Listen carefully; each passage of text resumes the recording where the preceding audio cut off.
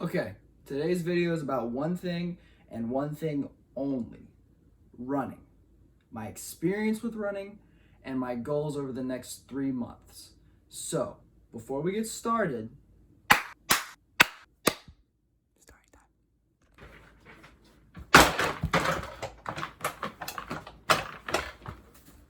Okay, so as a little kid, I tried every single sport that there was to try. I played t-ball, I played soccer, I played football, I played basketball. I was bad at all of them. All of them. I just wasn't good enough for it to be an investment, and I burned out, so I got bored with it, and I just kept trying things and never liked it.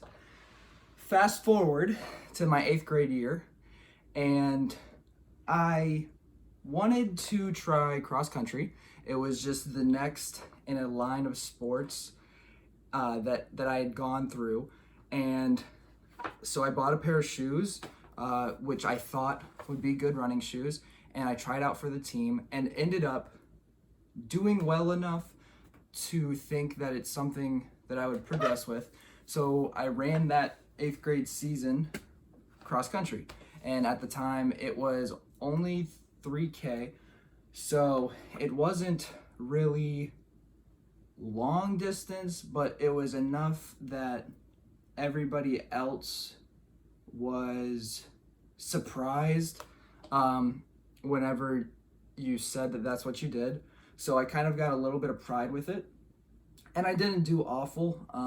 I came in 7th place for the county in middle school, so that was really fun. I had a great time doing it. I made some friends, so it's something that I wanted to transition over to high school doing. So I joined the cross country team freshman year, and I had a blast. I really did.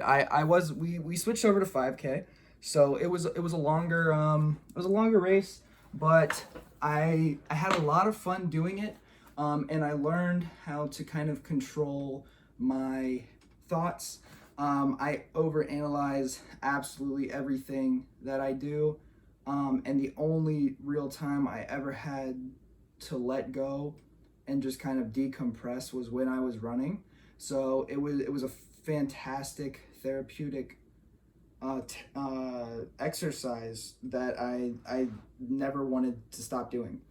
And like I said, I wasn't performing well during the 5Ks. I think I started out around the 24 mark. Now, at the time, this sounded crazy to me. I was super proud, but obviously wanted to push up to do better. And sophomore year, I started watching a guy named Ryan Trahan, fell in love with his work ethic, and started pushing to be actually run.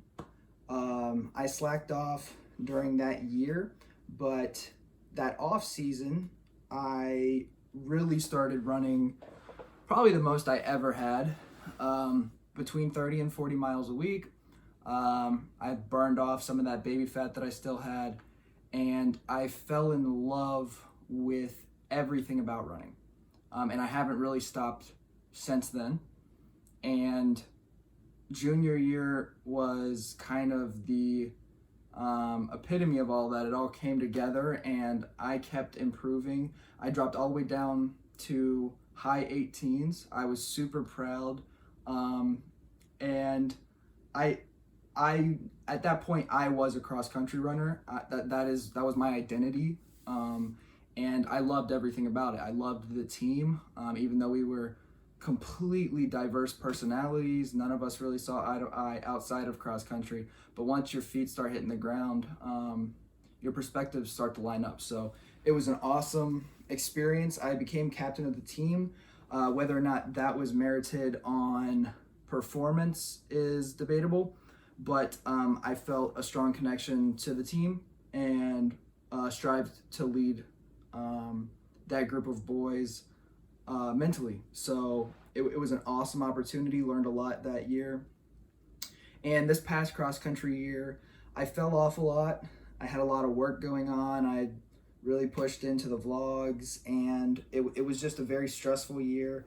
I felt as if I let the team down, but I know for a fact that's not the case. I did it because I loved it, not because I have a responsibility to do it. So I'm really happy that I ran this year and I made that decision. So that is how I started running, when I started running, why I started running.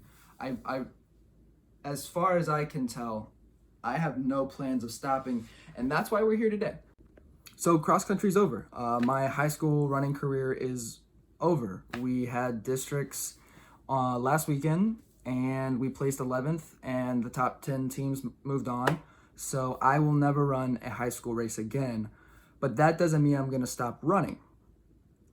I need to make a goal for myself so that I keep striving. Otherwise, I get bored and I just don't think about it and I do other things, and I don't want to not run. It is my creative space to go and burn like from both ends of the candles and really relax. So I can't stop running, but I need to make myself run. I'm gonna start a training program to do a half marathon. My watch is built in with Garmin, and they have training profiles on there. And I always find that distance is much more enjoyable to me than speed.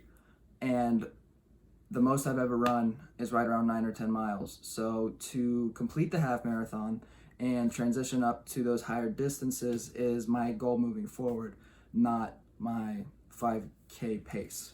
So let's head over to the computer. I'll show you what we're doing, and then we're gonna get out and start the first training of the schedule for Garmin.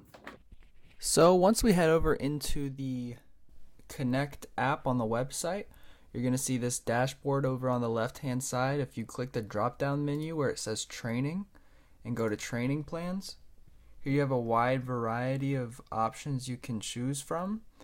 I chose the half marathon level 2 at 5 workouts a week.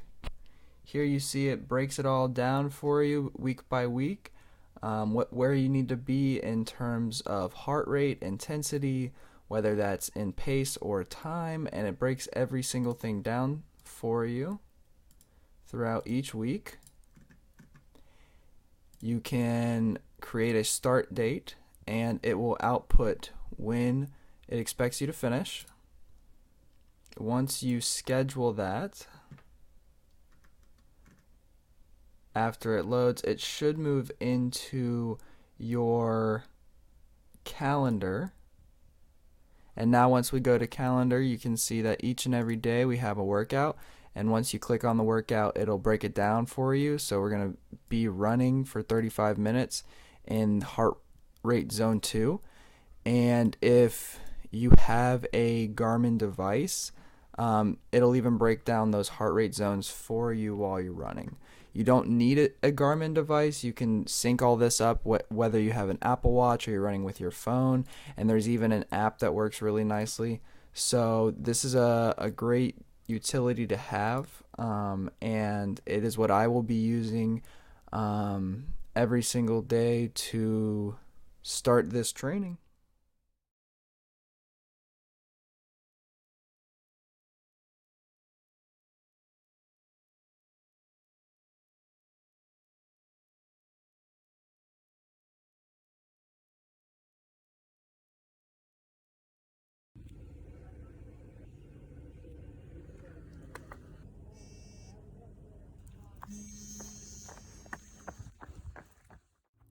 First run of the training plan is done. I forgot how short 9 minutes really is, but it tends to be the biggest problem that I have with my running. My ego tends to be like this big, but my performance tends to be like this big. So moving forward, I'm done worrying about the outside perception. I'm gonna run what I'm supposed to. I'm gonna get better for myself, and I'm not gonna worry about anything else. That's the advice that I'm gonna give to myself. It's the advice that I would recommend for you guys. Don't worry about the numbers. Don't worry about the time. Just get out here and feel good. Do something, make a difference in your life, because otherwise you're just gonna beat yourself up over things that people probably don't at all care about. So I think it was a great first run, even though it wasn't very long. It's the first step, and I'm going to keep pushing. Next time, I'll make sure to get more footage while I'm running. I accidentally shot it in portrait mode, so you don't want to have to see all of that. And I will keep you updated, because this is my excuse to be out here. And if I keep vlogging about it, hopefully you guys will keep making me do it. So I think it was a great start, and I'm really excited. The plan ends in January, so hopefully we will be half marathoning by then. Thanks for making it to this part of the video. Drop a comment on the farthest you've ever run, and make sure to hit like, subscribe to the channel, follow me on my new social media. This is Goody, signing out.